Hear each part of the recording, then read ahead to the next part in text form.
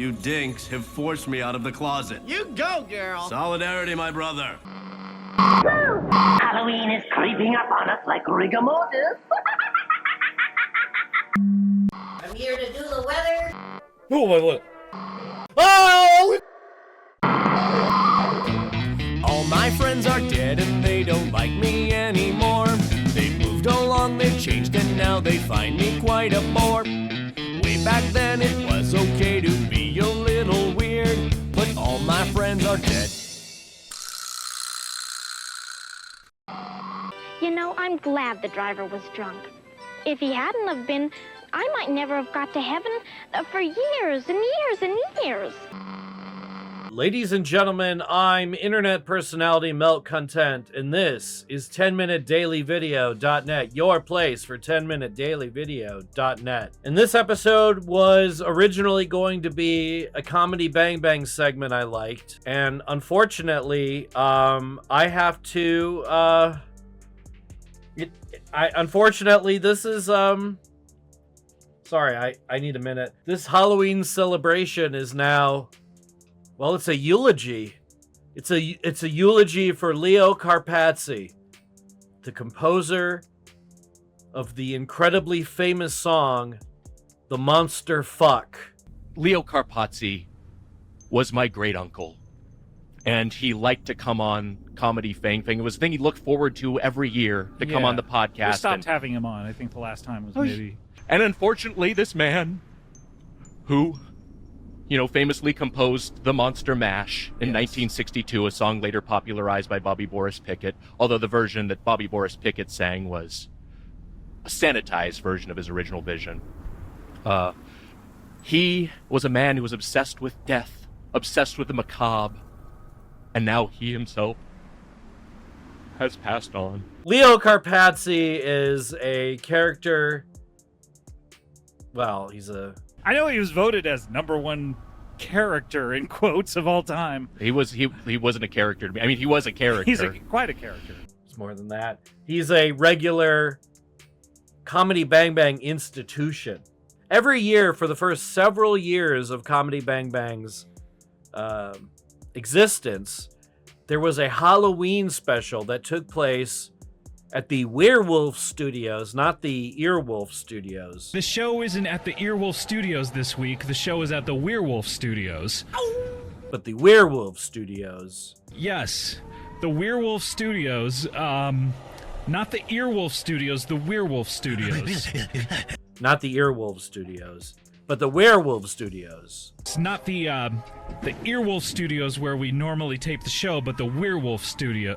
Maybe I'm Werewolf. At 1122 Boogie Woogie Avenue. It has been 8 years since we've returned to Suicide House. And this year, we had the sad realization that I think Scott is tired of Suicide House, and Leo Carpazzi particularly.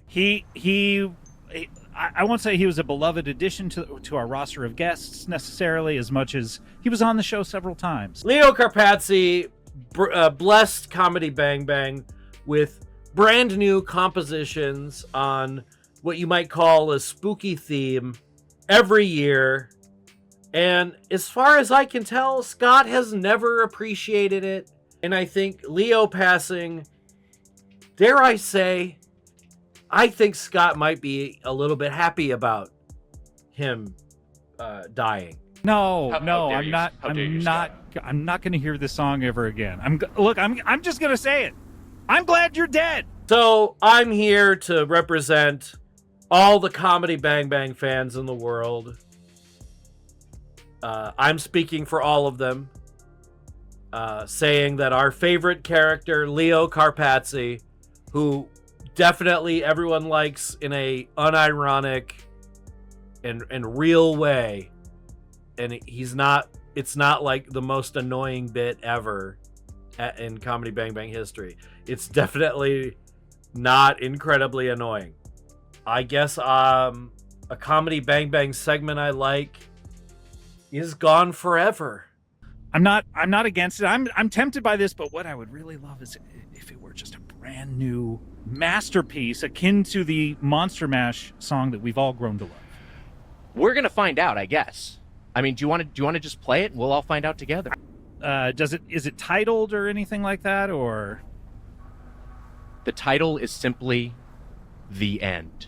The End. I think he knew the end was near, and again, incredible. This was kind of his meditation on his final moments. All right, well, let's hear it. This is a debut of a song called The End by Leo Carpazzi, his final masterpiece. This is on for Comedy you, Fang Fang. great Uncle Leo.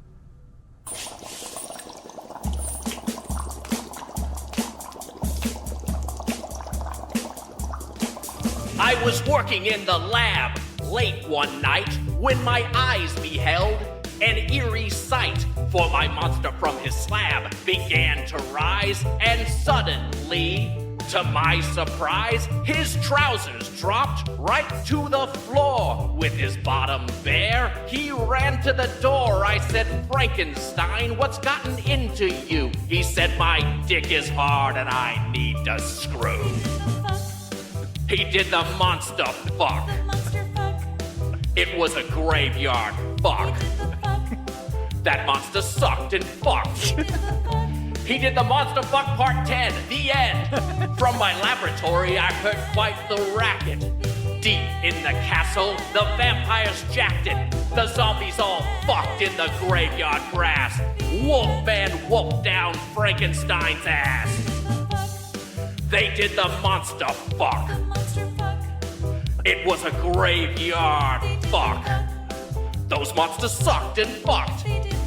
They did the monster fuck part 10, the end. The beasts all fucked as the orgy spread.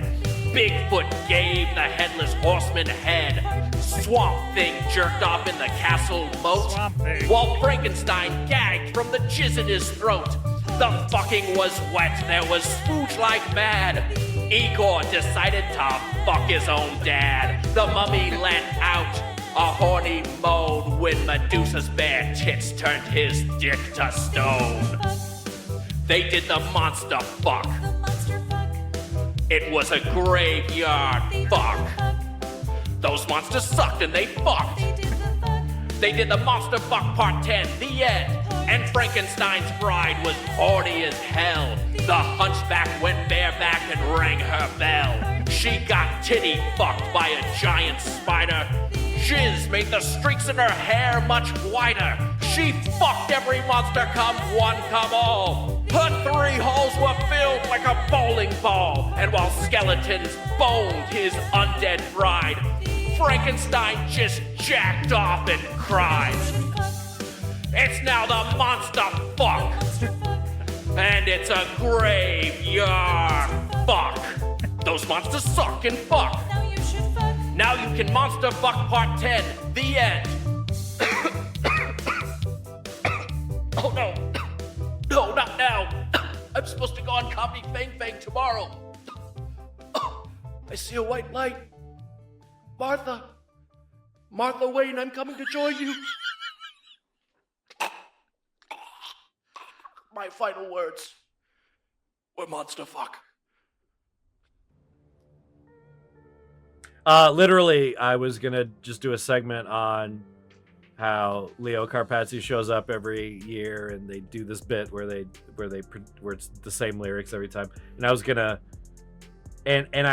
gonna write this episode. I was gonna record this episode over the weekend, but I said to myself, Self, if you actually record this, on Monday, in the year of the Lord 2024, on the 28th, on that Monday, that they are going to do another episode featuring Leo Carpazzi, and you will have to re-record big chunks of that episode.